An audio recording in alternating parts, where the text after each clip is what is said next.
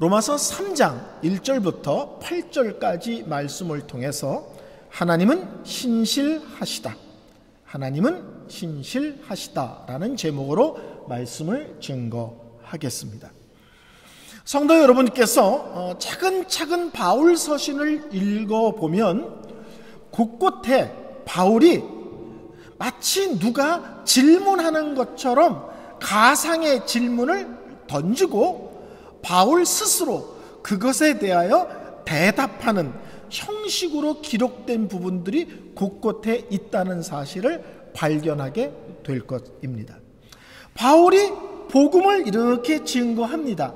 그러면 그거에 대해서 뭔가 불편한 사람들이 궁금증을 갖거나 의견이 있어서 질문을 할 수 있잖아요. 그러니까 실제로는 질문사라는 사람이 있지는 않은데 이런 얘기를 하면 분명히 이런 질문을 할 거야, 이런 얘기를 하면 꼭 반론 피는 사람이 있을 거야. 그것을 대비해서 바울 스스로 질문을 던지고 그것에 대하여 바울 스스로 답을 하는 형식들이 있습니다. 대표적으로 우리가 읽은 오늘 본문이 그런 본문입니다. 바울은 실제로 로마서 1장 후반부부터 지금까지 계속 해내어 나오는 그 핵심적인 내용이 뭐냐면 유대인이나 이방인이나 실질적으로는 차이가 없다, 이 얘기를 하는 거예요. 쉽게 말하면 유대인들은 하나님께서 특별히 택하신 민족이고 그 다음에 할례를 받았고 율법을 주셨지만 유대인으로 태어났다, 율법을 가지고 있다, 할례를 받았다는 것이 하나님의 심판으로부터 예외가 되는 것은 아니다, 이 얘기를 주장하는 것입니다. 쉽게 말하면 유대인이든 이방인이든 예수 믿어야 천국 가고 예수 믿어야 구원 얻는 거지 다른 방법이 있는 것은 아니다. 그런 면에서는 유대인과 이방인은 전혀 차이가 없다, 이런 얘기를 하고 있는 것입니다. 그러니까 유대인들이 이 얘기를 들으면 당연히 발끈하겠죠.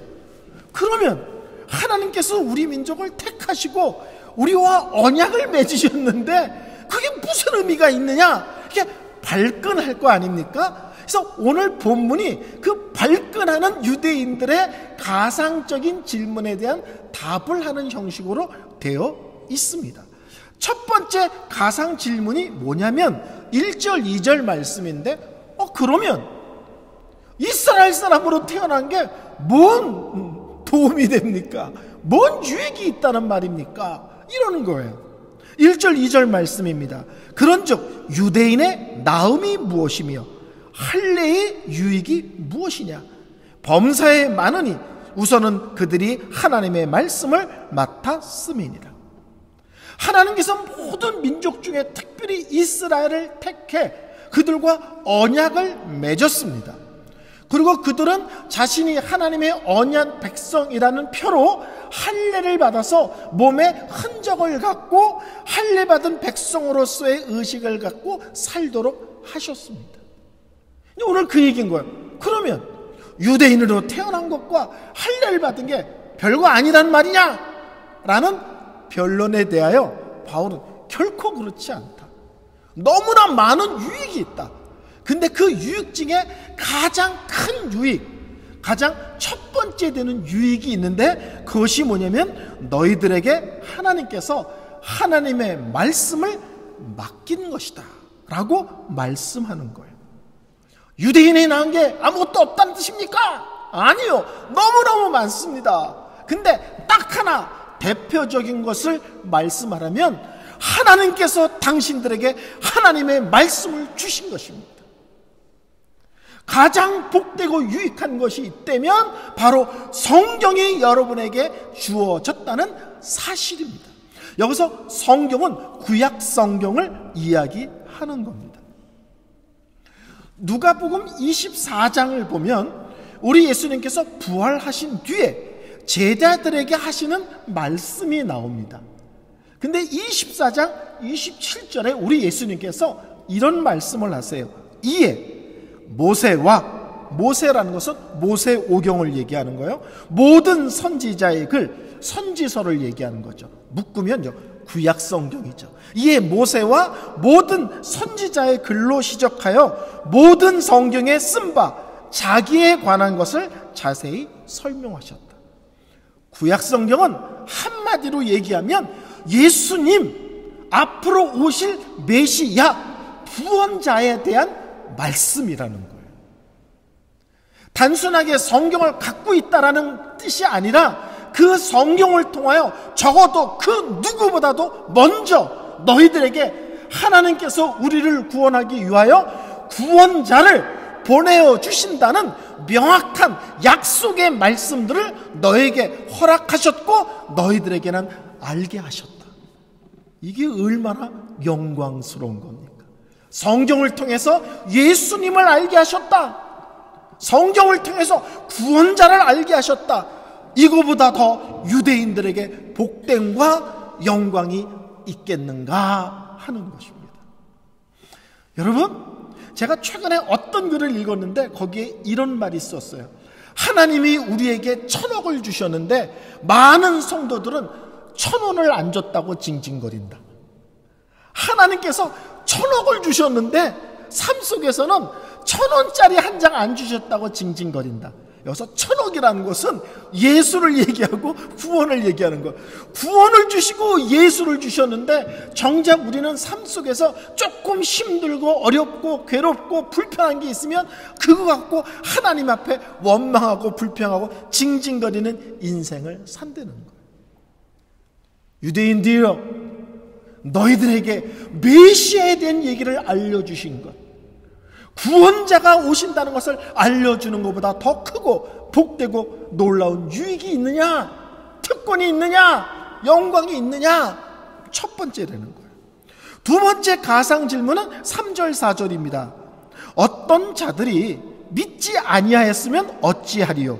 그 믿지 아니함이 하나님의 미쁘심을 패하겠느냐? 미쁘심이란 말은 신실하다는 거예요. 영어로 말하면 faithful을 얘기하는 거예요. 3절 4절 말씀이 있습니다. 어떤 자들이 믿지 아니하였으면 어찌하리요? 그 믿지 아니함이 하나님의 미쁘심을 패하겠느냐? 그럴 수 없느니라. 사람은 다 거짓되되 오직 하나님은 참되시다 할지어다. 기록된 바 주께서 주의 말씀에 기록함을 얻으시고 판단받으실 때 이기려 하심이라 함과 같으니라. 이게 무슨 말이냐면 너희들에게 성경을 줘서 구원자, 메시아에 대한 얘기를 알려줬잖아. 그러니까 또 그 말을 딱 받아가지고 그런 말 있죠. 질문이 있다고 해서 대답하면 말을 갖고 또 걸고 넘어지는 사람 있죠. 본인이라고 생각하고 있는 거죠. 그런 사람 있죠. 꼭 답하면 또 걸고 넘어져서 그냥 깐죽거리는. 오늘 본문이 그런 내용이에요. 성경을 통하여 예수님을 알게 했잖아. 그랬더니 예수님을 알게 하면 뭐예요? 안 믿는데. 그러면 예수님을 알게 했는데 우리가 예수를 안 믿어버리면 하나님의 구원의 계획이 다 엉망진창되는 거 아닙니까? 예수를 백날 우리에게 가르쳐도 우리가 안 믿어버리면 하나님의 약속, 하나님의 계획은 꽝 아닙니까? 이 얘기인 거예요. 참 겁없는 얘기죠. 구원자를 알려주셨으면 감사합니다, 아멘하고 믿어야 되는데 우리가 만약에 안 믿는다면 어떻게 할 거예요? 그러면 예수님을 통해서 이 세상을 구원하겠다는 하나님의 계획은 다 엉망되는 거 아닙니까? 마치 하나님의 구원의 계획이 내가 믿고 안 믿고에 달려있는 것처럼 어깃장을 놓는 거예요.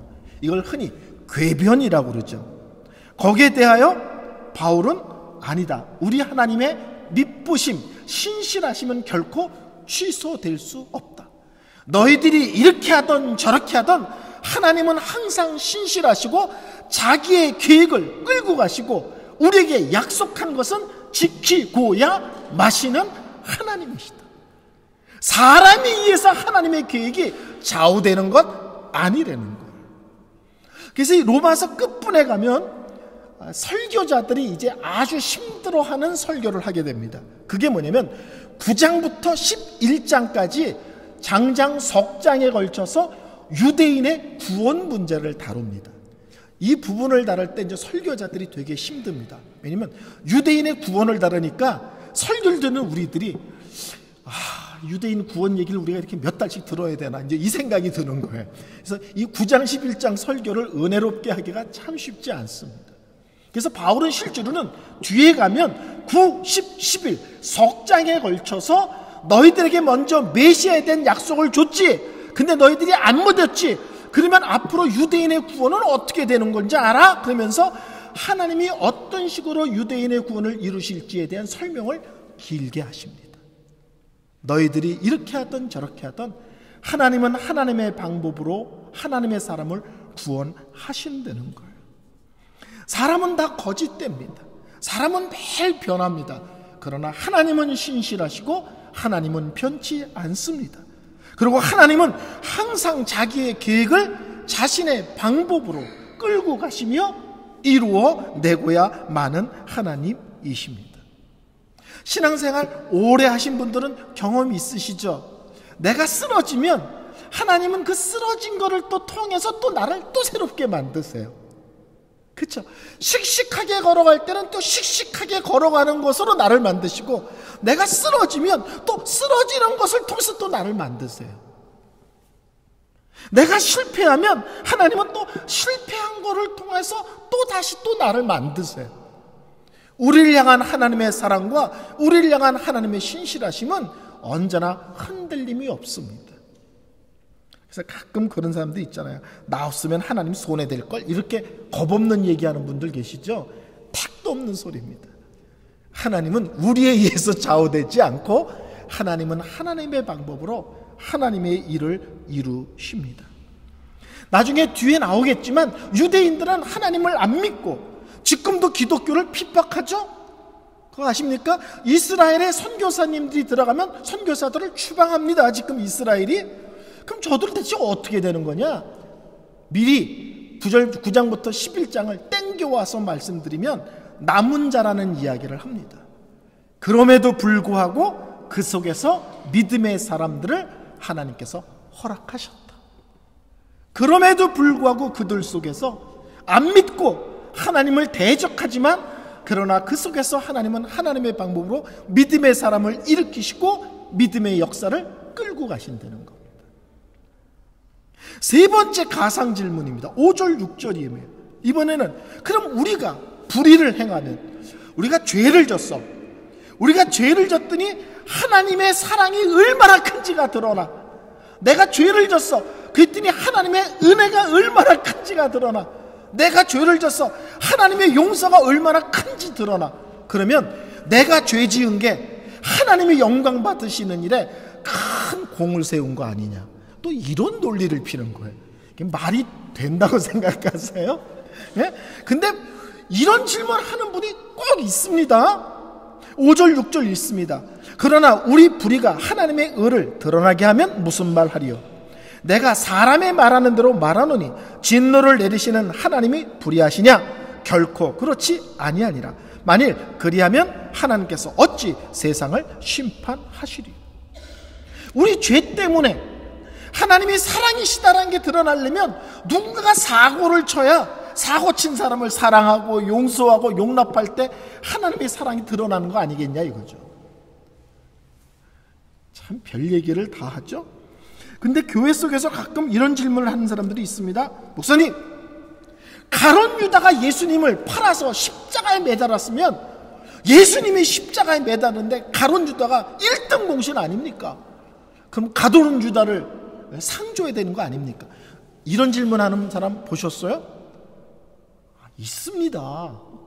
지금 이 논리와 똑같은 거예요. 내가 죄를 졌는데 그 죄 때문에 하나님의 사랑, 하나님의 은혜, 하나님의 긍휼, 하나님의 자비, 하나님의 용서하심이 탁 드러났잖아. 그럼 내가 하나님의 놀라움을 드러내는데 공을 세운 사람인데 하나님이 나를 심판한다는 게 말이 되느냐라는 또 궤변을 들어놓는 거예요.